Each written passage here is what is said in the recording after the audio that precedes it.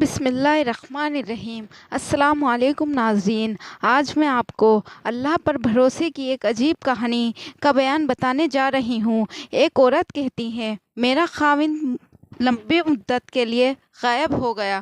اس وقت میں ایک کم عمر بچے کی ماں تھی، جبکہ میرا ضعیف الباب بھی میرے ہی ساتھ رہتا تھا۔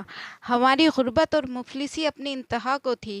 بعضی اوقات ہمارے گھر میں کھانے کو بھی کچھ نہیں ہوا کرتا تھا۔ اگر دوپہر میں کچھ کھا لیا کرتے تھے تو شام میں بھوکا سونا پڑتا تھا۔ بہرحال ہم ہر حال میں اللہ کا شکر ادا کرتے تھے۔ ایک رات بھوک اور افلاس نے ہمارا وہ امتحان لیا جو اس سے پہلے کبھی نہیں لیا تھا۔ میری بیٹی کو شدید بخار آ گیا۔ بچی کی بھوک اور بخار کی حالت نے میرے اور میرے باپ کی بھوک کو بھلا دیا۔ ایسی بے کسی اور لاچاری میں نے پہلے کبھی نہیں دیکھی تھی۔ میں اپنی بے کسی اور لاچاری کو دیکھ کر بہت افسوس زدہ ہوئی۔ بے قراری حد سے زیادہ بڑھی تو میں نے اللہ تعالیٰ کا ایک قول یاد کیا، بھلا کون ہے بے قرار کی دعاؤں کو قبول کرنے والا؟ کون اس کی التجاؤں کو قبول کرتا ہے؟ کون اس کی تکلیف کو دور کرتا ہے، چاہے وہ تکلیف بھوک، غربت، پریشانی کی ہو یا کسی بھی چیز کی ہو؟ کون ہے جو گناہوں کو ثواب میں بدل دیتا ہے؟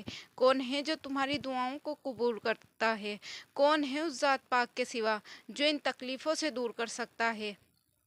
یہ سب سوچ کر میں اٹھی اور جا کر وضو کیا، اور اس کے بعد بچی کے سر پر پانی سے گیلی پٹی رکھی اور اللہ کی عبادت کے لیے کھڑی ہو گئی۔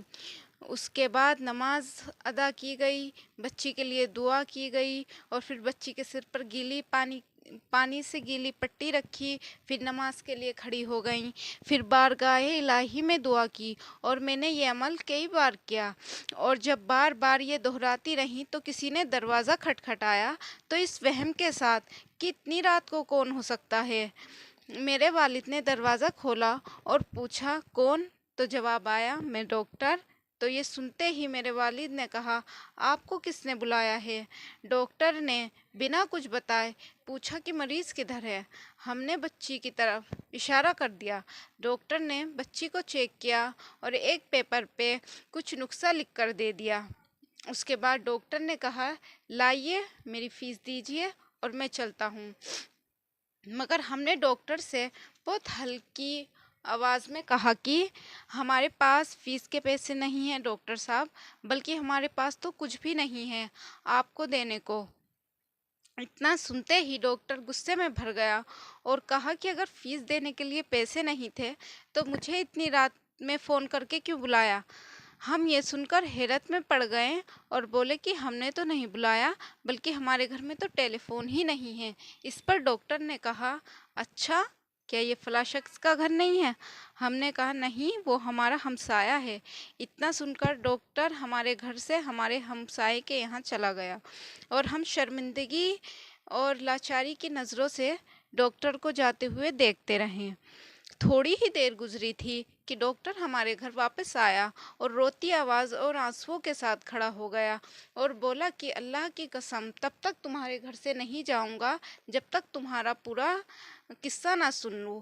ڈاکٹر کے اتنا کہنے پر ہم نے اپنی پوری داستاں ڈاکٹر کے سامنے رکھ دی، اور ڈاکٹر نے بہت غمزدہ ہو کر ہم سے کہا کہ گھبراؤ مت، اللہ بہت بڑا ہے۔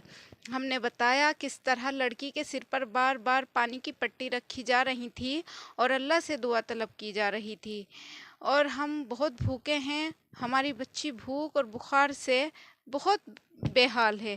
اتنا سن کر ڈاکٹر گھر سے باہر چلا گیا اور کھانے کو کچھ لے آیا، بچی کی دوائیاں لے آیا اور گھر کی ضروری سامان لے کر آ گیا، اور ایک چیک دیا اور کہا، یہ چیک تمہیں ہر مہینے ملتا رہے گا جب تک اللہ چاہے گا، تب تک اللہ کی رضا ہوگی، تمہیں اس طرح سے ضرورت کی چیزیں بھی ملتی رہیں گی۔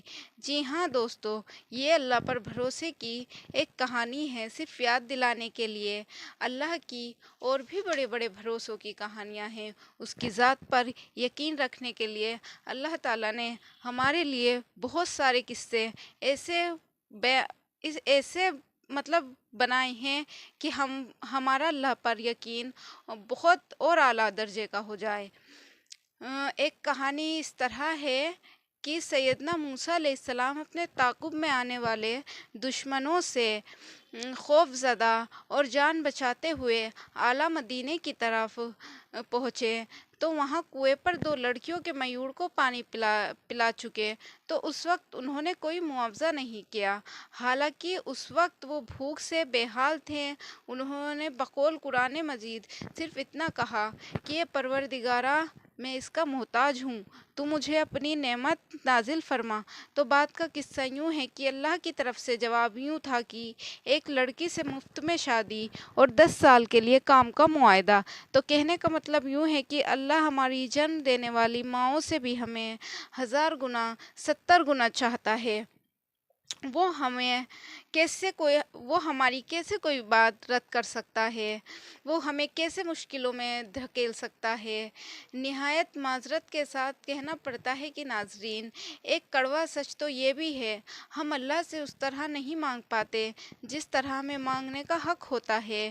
مجھ گناہ گار سمیت اللہ تعالیٰ ہم سب کو گناہوں سے، پریشانیوں سے، مشکلوں سے، آزمائشوں سے محفوظ رکھے، ہماری دلی مرادیں پوری کریں، ہمارے رشتوں کو آباد رکھیں، ہماری محبتوں کو آباد رکھیں، ہمارے والدین کی عمر دراز کریں، اور ہمارے والدین کی عمر درازی کے ساتھ ساتھ ہمارے رشتوں کی بھی عمر درازی کریں، کیونکہ عمر درازی ہونا رشتوں کی ہو یا محبتوں کی ہو بہت ضروری ہے۔ اللہ تعالیٰ ہمیں اسی طرح اپنے دین پر چلائے اور ہم سے اپنے دین کے کام لیتا رہے۔ دوستو، اگر آپ کو میری یہ ویڈیو پسند آئی ہو تو اسے زیادہ سے زیادہ شیئر کریں، لائک کریں اور میرے چینل کو سبسکرائب کریں، اور اسی طرح کی اچھی ویڈیو کے لیے مجھے کمنٹ کریں تاکہ میں اور اچھے طریقے سے اور اچھی طرح آپ کے لیے اچھی ویڈیوز لاتی رہوں۔ السلام علیکم ورحمۃ اللہ وبرکاتہ۔